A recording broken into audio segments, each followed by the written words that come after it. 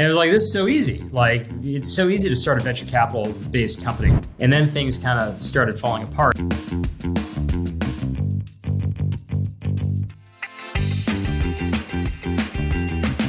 Building a startup is really, really hard. We have a really fucked up situation. That's why the number one rule is never give up. In this video, we're going to talk to my former colleague, Alex Rampell, about how his company nearly died and the 3 unorthodox things he did to turn near disaster into a 9-figure exit. Hey, Alex, welcome to the program. So super excited for this story. So you're a general partner at A16Z. You've also been a co-founder at fintechs like Affirm and Point, and most relevant to this story, a founder at TrialPay. So as a serial entrepreneur, I'm sure that everything has always been up and to the right, successful, no problems. Well, it's funny. So the way that TrialPay started was I had co-founded a company that became known as SiteAdvisor. And SiteAdvisor was sold to McAfee in 2006. It started off as an anti-phishing product. Then it kind of became a, how do you make sure that you don't get bad stuff on your computer? Symantec and McAfee both wanted to buy the product. McAfee ended up buying it. And again, we sold it like a year and a day after we started the company for about $75 million, which was a big deal in 2006, although valuations were very low back then. And it was like, this is so easy. Like, it's so easy to start a venture capital based company. So I wanted to do something a little bit bigger than what I'd been doing before with my little shareware business. People don't like to pay for digital goods. So I said, okay, you can get my software for free if you sign up for Netflix or you sign up for a Discover card or you shop at the Gap, just kind of using affiliate programs to pay for stuff. But that was the idea of TrialPay. So things actually were going great for like the first 4 or 5 years. We started the company in 2006. And, by 2010, we had about $25 million in revenue. In 2011, we almost tripled. We got up to about 70 million in revenue. 2012, 77. And then things kind of started falling apart. What happened was in 2013, I think we did about 55 million in revenue. And the reason why they went wrong was like we started doing all of these social games like Zynga Farmville or Mafia Wars. All of these things became very, very popular. Nobody wanted to pay for these digital goods. Enter TrialPay.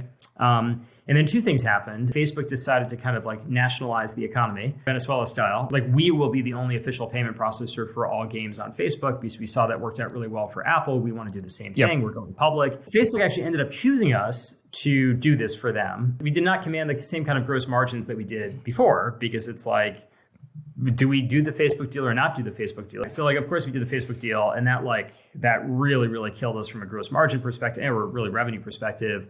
And then, these games kind of became less popular. And the thing that I tell people is like, imagine being a ketchup company when people stop buying French fries and you're just making ketchup and like, you're kind of dependent on the potato grower and on the taste of the potato eater. For you guys, like there are market trends that shifted that were adversely negative. The only thing that was a little bit different was, and actually this ironically made it worse, was that the market was actually very hot. 2012, 2013, it's like, Facebook kept growing. Google, like everybody was doing great, but now we were doing badly because we were the ketchup company and nobody wanted to buy French fries anime. You can't raise cash without growth, but even if you get rid of the office, do a bunch of other restructuring, you still sometimes can't grow without raising cash. This was kind of like the gist of my tweet storm, which is like, yes, this is I call it the Kobayashi Maru for people that like Star Trek, like myself, which is like, it's this unsolvable situation. It's like, it's the proverbial rock and hard place, but it's like, no matter what you do, you will be destroyed. If things start going poorly, then it's very clear that you're not the next Google. Then it's very clear that you don't command anything near that last round valuation.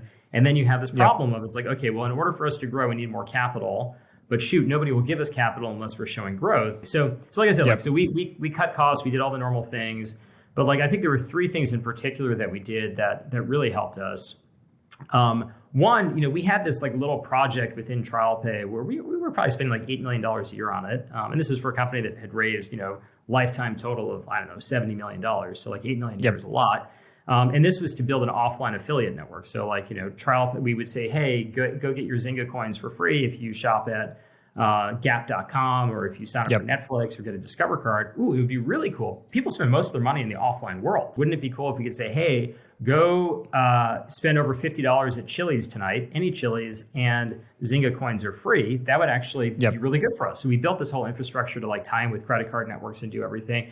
But we had nothing to show for it yet. It was kind of early innings R&D project costing us $8 million a year. And if it worked, it could actually be a very, very interesting business unto itself. And there were many reasons to actually make it independent. So what we did was we actually spun off this part of the business, which had kind of two effects. One, like the thing that's, I call this the doom loop. But if you have a company that's doing great, everybody wants to join it. If you have a company that's doing terribly, then all your good people want to leave. And then you have to pay more to your not as good people to stay or even your good people. Ideally, it's your good people. But like you have like your top performers, it's like, wait a minute, like I was counting on the value of this equity being high. Now the value of this equity is low because this company is sucking. It's shrinking. I want to quit. As they should. Totally get it. They should go take a job at Google and make 3 times more than they were making here based on the like, ooh, this equity package could be worth a lot and now it's not. So you have to actually pay them more money to stay, which actually increases your burn, which actually decreases the value of the equity even more. So it's a really, really hard problem. So what we did was we spun out part of TrialPay into this business. We called it YUB, which is buy backwards. This was our offline affiliate network. And the really amazing thing about this, I called it alchemy at the time. So we spun this off and then we took all the people who were like, I am kind of bored at TrialPay and I want to go join like an early stage exciting startup, somewhere small, like no politics. And so 25 people went to YUB and they all voluntarily took a big cash cut. Yeah, this is interesting, like alchemy that you did, because you'd be tempted to say, oh, we just have a business. That business is not doing well, like business dies. But instead you're like, oh, we actually have a bunch of different resources. And if we restructure them in interesting ways, we can get out of this situation. Yeah, exactly. So like we took like the 8 million or whatever it was like a high number of annual cost. We put it into YUB. We gave it like it was a new company, pro rata, right? It's like, hey, you own one share. Like we just mirror the cap table, but we didn't want to mirror the preference stack. Like you know, if 70 million went into TrialPay, 70 million didn't go into the new company. So the new company had like a very, very low amount of liquidation preference. Which again, if you're joining a brand new startup and it has like $70 million of liquidation preference, like that's kind of not compelling. And then kind of gave it a very low valuation, created a giant option pool. So even though we mirrored the cap table, we made like a brand new option pool. We didn't have Series A, B, C, D. There was just like a Series A that kind of funded this new company. And everybody got lots of equity and less cash of their own volition. And then, you know, why would people want to stay at TrialPay? Well, what we did was we aggressively promoted from within. We'd take somebody who's like, wow, this person's great, just graduated from business school. And they were like, wow, things are so effed up here. That's so exciting. Like, and I was like, things are so effed up here. It's like, this is the vein of my existence. So, you know, we had these really, really motivated people that took on a huge amount of responsibility, which actually was like a key part of the retention. You can't just give people more cash. We can't give people more equity. We could, but they were like, your equity is worth nothing. Why do I want that?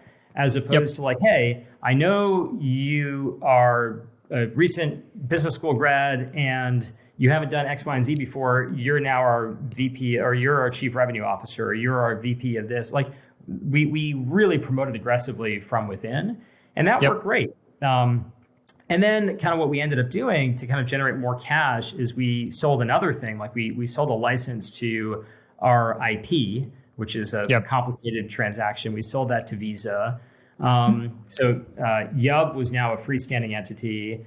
TrialPay Inc. sold a license to TrialPay to our software to one of our investors, Visa, who wanted it for a variety of reasons. I think we sold it for $15 million in cash, and that went into TrialPay. So then that gave us plenty of cash to operate, which was great. YUB ended up getting bought by coupons.com for about $30 million.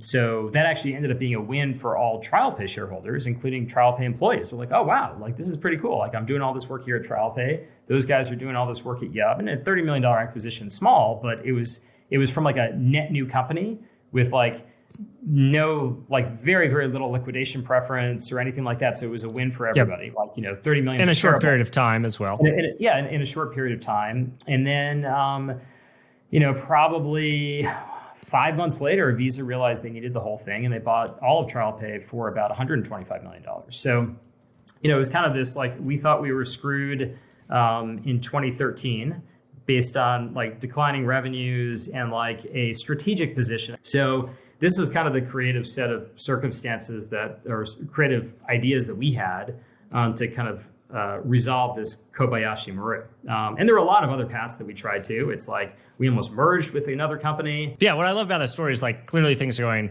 down. And then people don't necessarily realize all the things at the disposal, like when you have to really step up as a founder, like figure out how to solve for these problems. We tried everything. We reached out to everybody who was remotely like us about a merger. So, you have a lot of these things that you can try, but, the only rule is like survive. That was my governing principle, is like survive. Yep. And like, I can't let these like 8 years of like daily toil go down the toilet. And I'm not going to let that happen. And it was very, very challenging. I mean, like the worst part was that, like, again, from a people retention perspective, I think that's, I was never angry with people that left the company. It was just like so depressing. I remember one time my VP of sales came in, and I had two of my senior execs, I think, quit that day. And this is, things were not going great. And this guy, Jeremy, he comes to my office like, "Hey, Alex, I'd love to talk to you." I was like, "Oh, hey, Jeremy, like, you're not going to quit on me, right?" He's like, "Actually, I am." And I was like, "No, you're kidding." I mean, it was just like, I was like saying it in such jest. And then he was like, "Oh, I actually am." He's like, "What do you do if you're like?" I was like, "Oh, okay, come in." And I was like, "Fuck, this is the worst day of my life." And it was, it's just a really hard position to be in. So it's like, you got to try all these different things you're only going to turn it around. Yes, there's the thing that I started with, which is you can't grow without capital. You can't raise capital without growth, but you can't do either of those without people that are exceptional. And that's probably the most important task. It's like the best CEOs, they can materialize labor and capital. And the capital is unmaterializable if you are shrinking. Like, that's just not going to happen. Like, nobody's going to go invest in your company if you're an out of the money call option at this point. So the number one thing you have to kind of focus on is just like, how do you retain and bring in talent? And the thing that I found weird, just because I had been mired in this problem for such a long time, is that for some people, as long as you were hyper transparent with them, you're like, "Hey, we have a really fucked up situation. Would you like to join and fix it?" And they're like, "That sounds great." And it's like, I was like, "What's wrong with you? Like, why do you want to join a fucked up situation?" Because I had been dealing with this like every day for like a year, and it was miserable. But if you have like a fresh set of eyes, like sometimes like people actually, they're invigorated by problem solving. They're invigorated by more responsibility. And that was kind of one of my key learnings. Well, awesome. This has been a great story. Hopefully helpful to folks who are kind of thinking through other stuff. So there you have it. The 3 unorthodox things Alex did to save his company. 1 was we aggressively promoted from within. 2, we actually spun off this part of the business. 3, we sold a license to our IP. If you like this video, would love for you to hit the like button and smash subscribe. Catch you next time.